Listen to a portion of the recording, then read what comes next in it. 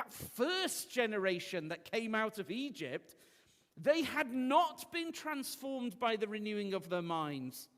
Only a few of them, Joshua, Caleb, they had got a true picture of the living God, the view that he'd given them of himself. And therefore, Joshua and Caleb weren't frightened of the giants.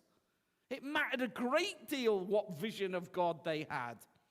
In Numbers 14, when Joshua is reporting back, the people couldn't stop focusing on the giants, and they were overcome with fear because of it. But Joshua, he's focusing on the Lord God, who was traveling with them, the divine warrior who would go to fight for them. And he just says, look, their protection, the giants and their protection is removed from them. The Lord is with us.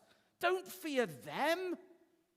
So because Joshua and Caleb had a true view of the living God, they didn't fear the giants.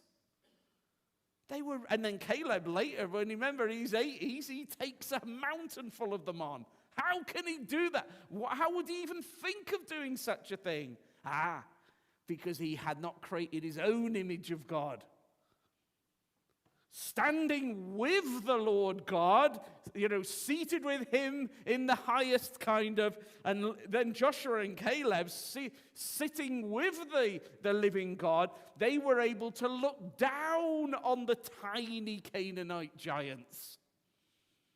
But the rest of that first generation, they're looking up at them. They're like, oh, look how big the giants are.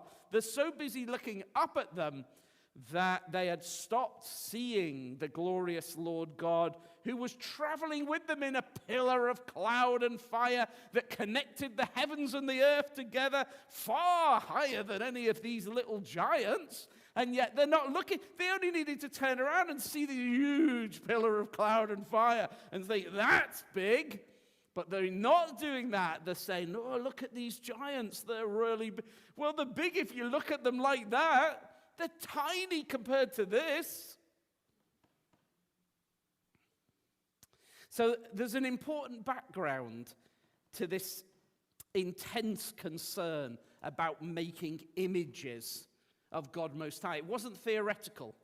If you read the books of Moses, it's not as if, well, who's going to do that? Let's turn back to Exodus 32 from verse 1 to see what happened.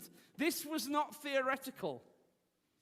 Just a few weeks before, let's find out what happened. That first generation had in fact made their own image of the Lord God. So Exodus 32 from verse 1 says, when the people saw that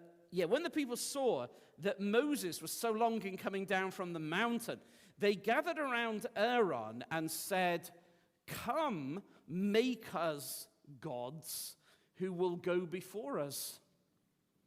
As for this fellow Moses who brought us up out of Egypt, we don't know what's happened to him.